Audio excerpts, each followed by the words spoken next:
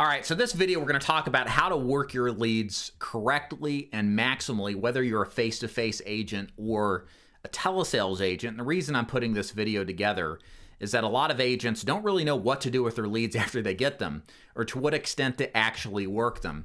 This video should satisfy that concern so you know with clarity what steps to take in order to work your leads to the bone and to squeeze as much dollar signs out of them. So first of all, the best thing to do with leads, just from an overarching standpoint, is to put them on an automated order process, or to always sit down at the same time and place an order every single week. The best problem to have is too many people to see.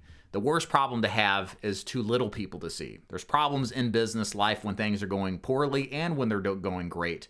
I'd rather you have the great problems than the bad problems. So make sure that you have your leads on an automated basis, that they're coming in like clockwork at the same amount every single week. That'll satisfy a lot of the issues that come along with a lapse of leads or a lag of leads because you didn't consistently put an order in every single week. The second thing is your job is to work leads to the bone from sunrise to sunset. You should not be doing anything other Monday through Friday, or whatever your work schedule is, from the beginning of the day to the end of the day, other than trying to actively see the people. The see the people terminology or phrase really hopefully kind of encapsulates what I'm trying to accomplish in training you guys out there. Your job is to see the people, or take steps towards seeing the people. Whether you're seeing the people means seeing or talking to them on the phone to sell them and close them over the phone, or to set an appointment or door knock them to then get in their door to present to them is how I mean when I say see the people. So your first and primary objective is talking to people on the phone if you're setting appointments, door knocking those leads if you're door knocking them, or just calling and calling and calling until you can present to them over the phone. I cannot stress enough, this is what you should be doing 95% of the time, from 8 a.m. when the sun comes up till 8 p.m. when the sun comes down. If you're doing other activities, we call that avoidance behavior. If you're calling back to service clients, if you're calling back to deal with something that's impending during your time that you should be seeing the people, you're avoiding the most important activity. You have to segment and control your life and do those first things first. And first things first in the insurance sales business, specifically final expense, is seeing the people. It's selling insurance. Don't lose sight of that, okay? Now let's get into some of the tactics of employing the ideal of seeing the people. First of all, how many times should you call a lead, or how many times you should door knock a lead? Until they buy or die, until they get or let you into the door to present to them, or until they let you on the phone and agree to basically have a presentation with you. What if it's been 3 calls, 6 calls, 60 calls in? Should I stop calling them? Well, the answer is no. You should call them until they actually resolve themselves to a yes or a no. There's a term that goes around in the business now is you have to resolve every lead, and that is essentially the same thing as see the people. You need to resolve every single lead that you're getting. Now, what about if new leads come in? Should I spend more time preferentially with those? Of course. So if you've called a lead 20, 30 times, but you've got fresh leads, well, do you want to call the fresh lead, or do you want to call the lead you've already called 30 times and they've never picked up? I would say call the fresh leads. So there's going to be an emphasis placed on calling the fresh leads first before the old leads. You should spend all of your time until the fresh leads basically whittle down into just the people who are hard to pick up as preferential before you go to the old leads and start calling those again. So always spend your time not just with any opportunity, but with the best opportunity. You want the odds on your side, and that always is with fresh leads. How many times should you call at a time? Well, we call this triple dialing.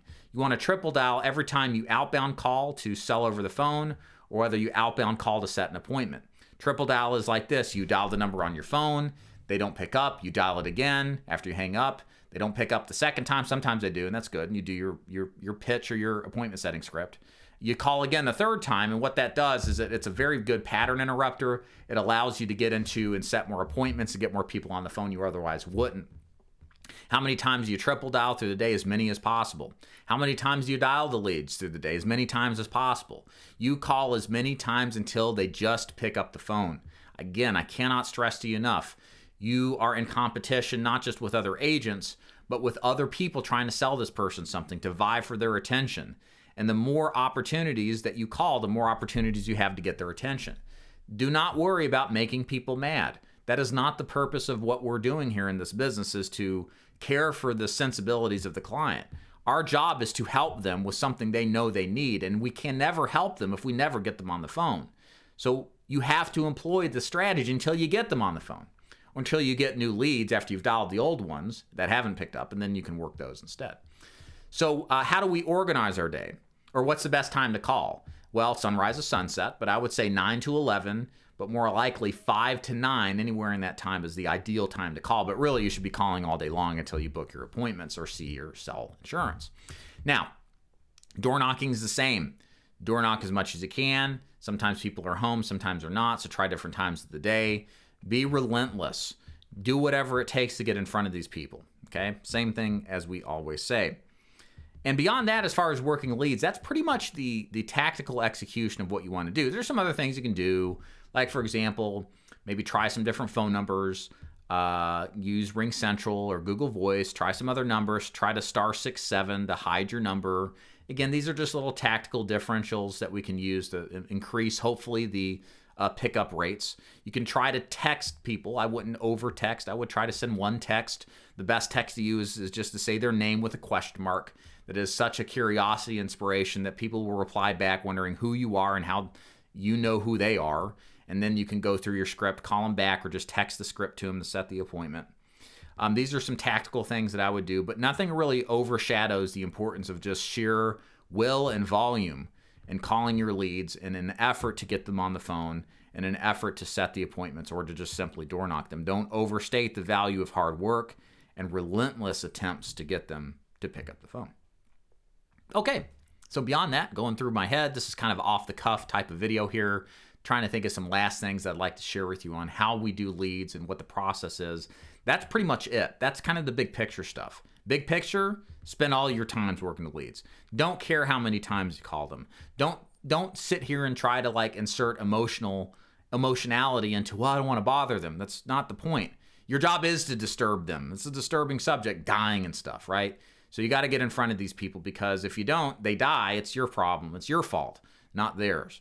So make sure that you take that kind of responsibility and take that type of work ethic to this. And working leads should be pretty simple.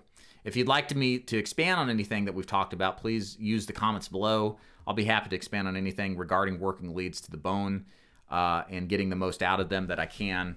But fundamentals are fundamentals, and that's what this video is about. Thank you for watching. Hope you guys have a good rest of your day.